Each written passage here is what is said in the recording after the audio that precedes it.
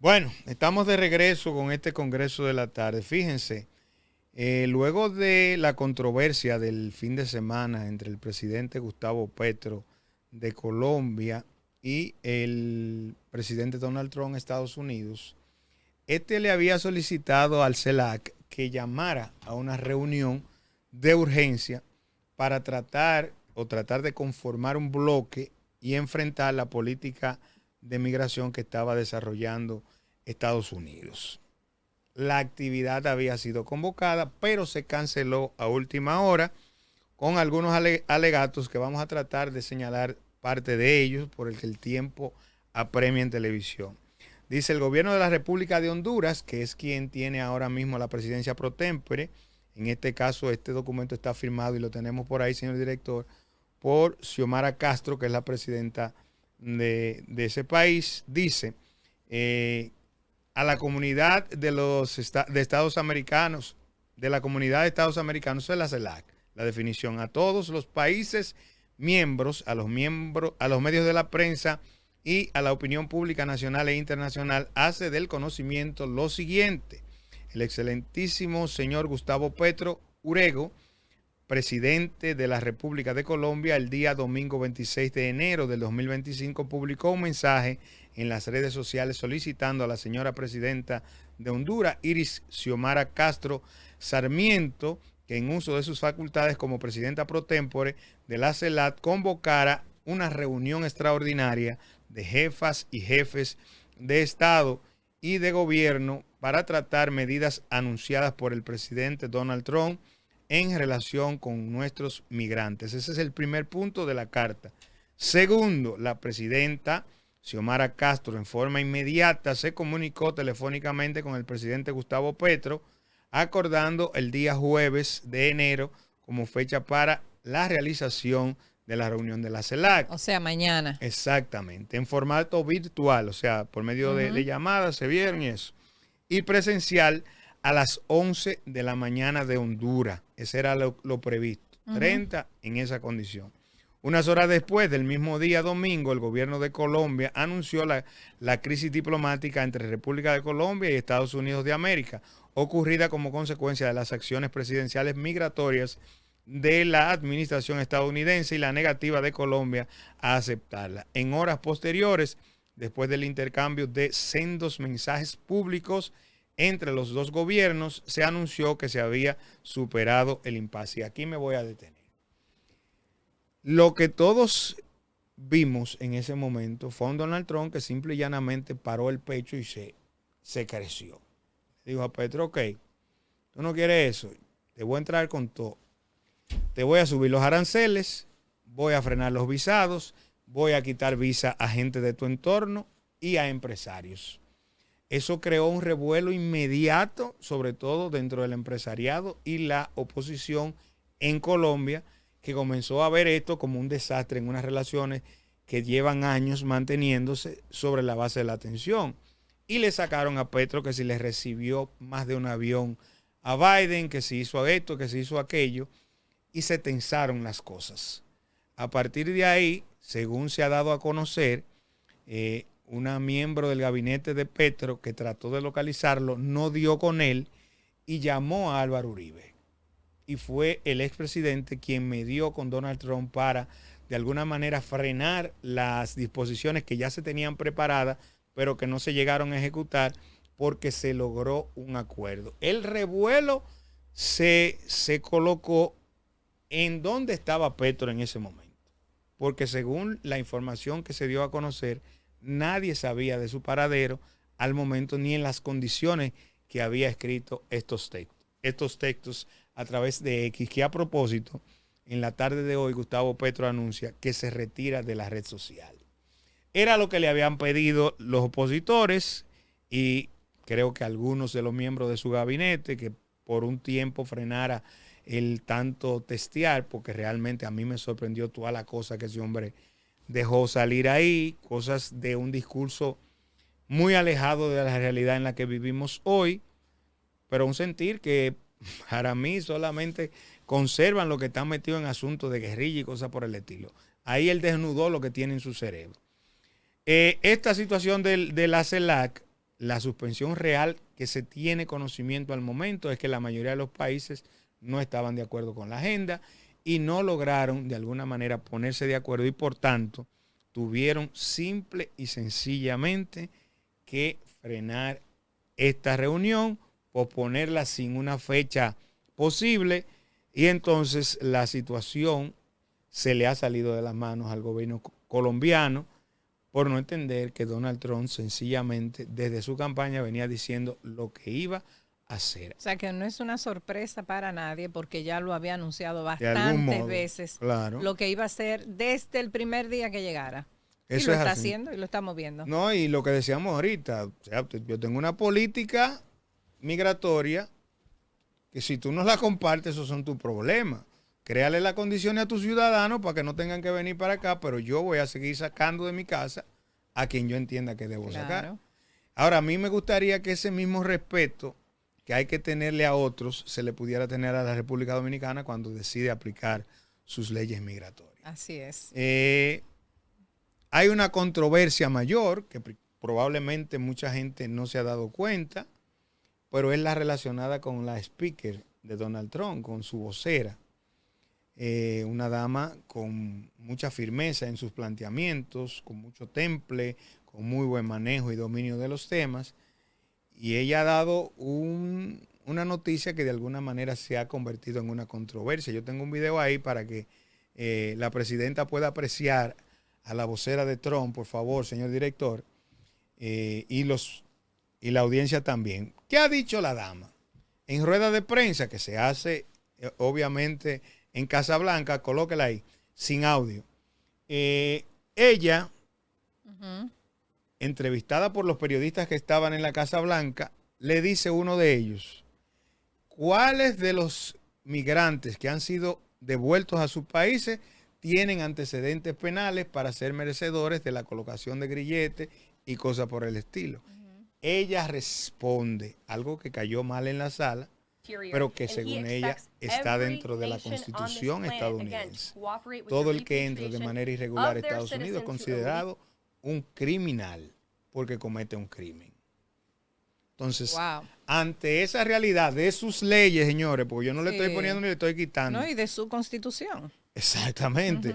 Nosotros no tenemos que acoger a eso. Si lo hicimos por la vía no adecuada, bueno, entienda, para Estados Unidos ya usted es un criminal. Consecuencias. Incluso por eso, cuando tú eres deportado, repatriado a tu país, ellos te exigen que solicites un perdón y hay un proceso para eso. Sí, así es. Que es considerado casi similar a cuando te deportan por haber cometido cualquier tipo de hecho delincuencial. O sea, para ellos eso representa un crimen y por eso ella dice lo que ha dicho. Que también explicó en el día de ayer que la Casa Blanca habilitará acreditaciones para streamers, para youtubers, gente que está haciendo comunicación alternativa, puedan participar de esas actividades con la prensa que se realizan. Dicen que van a otorgar cerca de 600 acreditaciones. Creo que es una política asociada al hijo de Trump, que es quien ha manejado esos grupos durante la campaña. Fue quien le sugirió al presidente que asistiera a algunos podcasts en los que se presentó. Sí. Él lo dijo en un discurso también, llevándome de los jóvenes, especialmente de mi hijo. Así pues es. he hecho algunos cambios de manera comunicacional. Entonces, esa política aparentemente se ha ampliado y por ahí viene la cosa. Así que atentos a ello. Colega, le tengo una pregunta. Diga usted.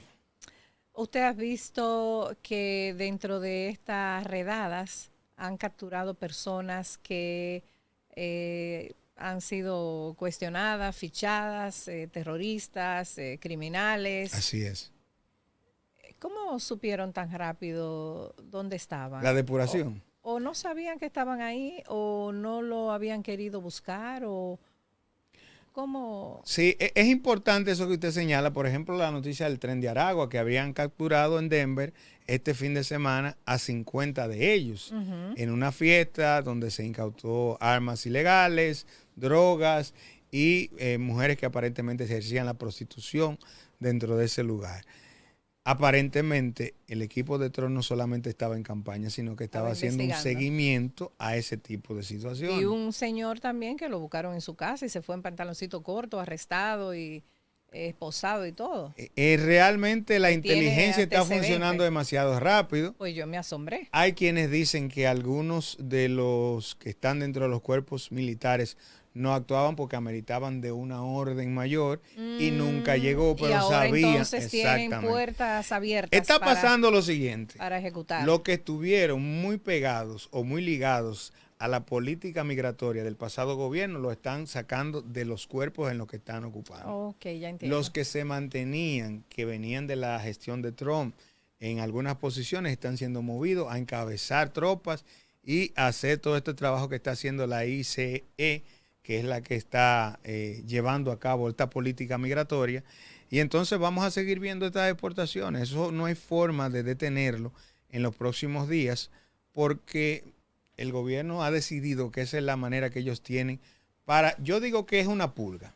Yo voy a deportar todo el que yo entienda que no le suma a mi país y me voy a quedar con el que... Y eso está bien, está correcto. Sí. Lo mismo deberíamos hacer nosotros. Y escuchando en la mañana de hoy a doña Sonia Guzmán de Hernández, decía, pero he visto que se ha hablado mucho de estas deportaciones en la prensa, pero no es nada nuevo. Nosotros estamos acostumbrados a recibir 3 y 4 aviones repletos de deportados cada semana. Nosotros no tenemos esa facilidad de hacerlo porque nos comen los organismos internacionales, pero ese es el derecho de cada país, decir quién sí y quién no. Así es. Mire, otro vocero que es interesantísimo de ver es el vocero de Javier Milei, Adorni es su apellido, por la manera en que contesta. Entonces, en esta ocasión, en un ejercicio parecido al de la Casa Blanca, pero en este caso en la Casa Rosada, que es la Argentina, contestó a algunos miembros de la prensa no radicados en Argentina, pero que estaban presentes en la actividad sobre unos cuestionamientos que vamos a poner para que la audiencia los analice y nosotros luego también plantear nuestra posición con relación a ello. Dele ahí. Visto cuando habíamos venido al país hace varios años y es mucha indigencia, muchas personas en la calle. Entonces estábamos pensando en de alguna manera escuchar su opinión sobre si cree que esto es un efecto colateral de las políticas liberales que se están implementando y de alguna manera del plan de ajuste que ha impuesto el gobierno en este último año y cómo desde el gobierno podría resolverse este problema que es muy visible y que a nosotros, al menos después de años sin visitar la Argentina, nos ha llamado muchísimo la atención. Bueno, es buena la experiencia que viviste, porque efectivamente después de muchos años, cuando no estuviste en la Argentina, te pasa lo que te pasó a vos, o a ustedes, que es no entender cómo un país con toda la posibilidad que tuvo Argentina en el último siglo, en el último siglo y medio, termina como terminó. La pobreza, la indigencia no surgen de un día para el otro, tampoco se soluciona de un día para el otro, y vos lo que viste efectivamente fue el resultado de 20 años de populismo. Y no es ni más ni menos que eso. Así que lo que te sorprendió a nosotros es una realidad que venimos viviendo desde hace un cuarto de siglo. De hecho, te invito a que por favor, a partir de ahora, vengas seguido a la Argentina, porque te vas a dar cuenta que las políticas, este gobierno liberal, vos dijiste políticas liberales, nosotros somos un gobierno liberal en todos los ámbitos, esa pobreza, en los últimos indicadores que los di en el inicio de mi conferencia de hoy, efectivamente lo que muestran es que la economía efectivamente se reactivó, que los salarios hace 8 meses que le están ganando la inflación y que han mejorado con esto, por supuesto, el poder adquisitivo, que las expectativas de la gente se han modificado sustancialmente y de manera positiva en el último tiempo y que efectivamente estos índices que vos marcás, la indigencia casi que se redujo a la mitad y la pobreza tuvo un descenso de, depende de qué punta tomes, pero en promedio unos 16 puntos. Así que, pero es muy interesante lo que decís porque, ¿cuándo fue la última vez que habías venido a la Argentina? Hace 10 años y yo estuve antes del gobierno de Macri. Antes del gobierno de Macri, estuve antes. Bueno, sí, 10 años, hará 12.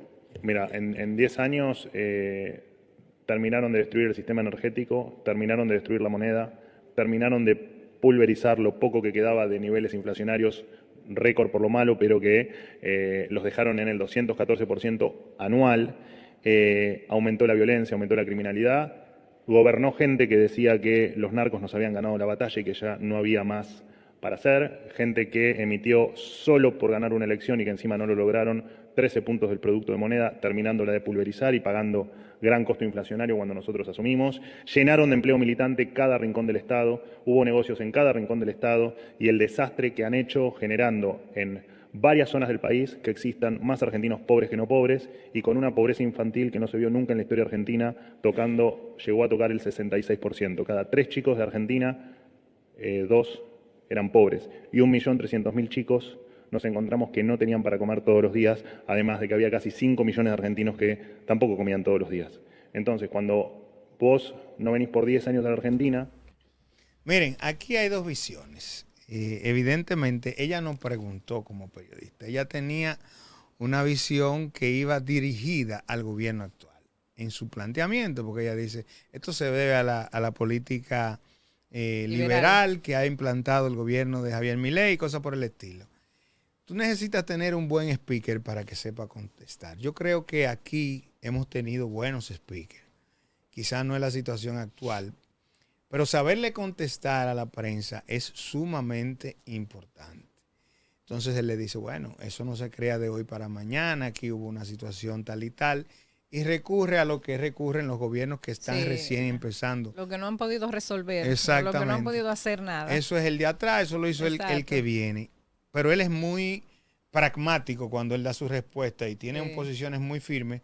Y entonces esto, cuando tú estás realizando el trabajo de periodista, es muy difícil a veces ripostar, porque al final se puede armar un dime y direte tanto con el que está frente a ti, contigo. Entonces, ese no es el ambiente que el periodista quiere. Y la acusa ahí como de desconocimiento, de ignorante. O sea, ¿dónde tú estabas? Que no sabía lo que estaba pasando. Sí. La acorraló de algún modo, pero cuando usted se para con esos gurús de la comunicación, usted tiene que ir preparado, porque lo primero es intimidarte para hacer que tú bajes la guardia. Eso hizo. Eso hizo, la acorraló. Miren que el que está al lado de él no deja de arracarse aquí. El tipo le cayó una raquiña única. ¿Cuál es el speaker del presidente nuestro?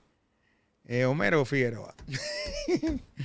Yo creo que pero es el propio presidente. Él es su speaker. Propio presidente. Sí, así es. Eso no hay forma de negarlo. Porque y es por un tema. He visto al director no lo he visto casi al director de comunicaciones hacer ruedas de prensa donde da informaciones. Y bueno, es que eso es parecido a la semanal. La semanal, exacto. Pero en este caso no es el presidente que sale. Es el speaker que da la cara. Pero aquí pasa una situación distinta, repito. ¿Quién era un speaker muy duro? El periodista Rafael, el que estaba con... La Antigua. No, el que estaba con Leonel, que fue por mucho tiempo. Se me fue ahora mismo. Wow. Rafael Núñez. Rafael Núñez. Muy duro. Muy bueno. Igual que el que estuvo con Danilo durante todos esos años. Ese hombre es sumamente imponente. Se me va el nombre ahora, el de la barba, pero es muy, muy, muy, muy bueno también. De la barba, pero no es José Guillermo, ¿no? No, José no, Guillermo no, era no. el presentador. Exacto, de los eventos. Y yo, Marchena.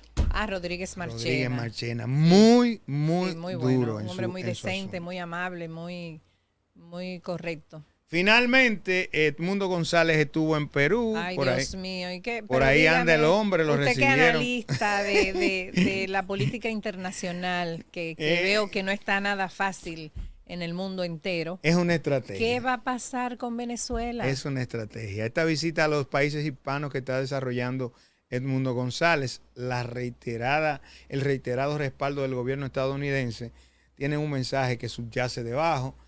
Como yo le decía el otro día, estamos divididos en dos bandos. Hay un grupo izquierda y un grupo derecha, ultraderecha, ahora mismo. Y entonces eso va. Ahí está la presidenta Boluarte y está el presidente electo, como le llaman, Edmundo González. Este es Claudia Sheinbaum, que he pedido la foto de ella porque usted sabe que Donald Trump dijo que el Golfo de México se llamaría el Golfo de América. Sí. Google lo registró como Golfo de América y ella está presentando un recurso a Google para pedir que le pongan el Golfo de México. Ay, Dios mío. ¿En qué parará la cosa? Bueno, resiste Venezuela, resiste. resiste. Señores, como dice nuestra presidenta, nos mantenemos en sesión permanente. Aprobado. Mañana nos vemos. Aquí estaremos.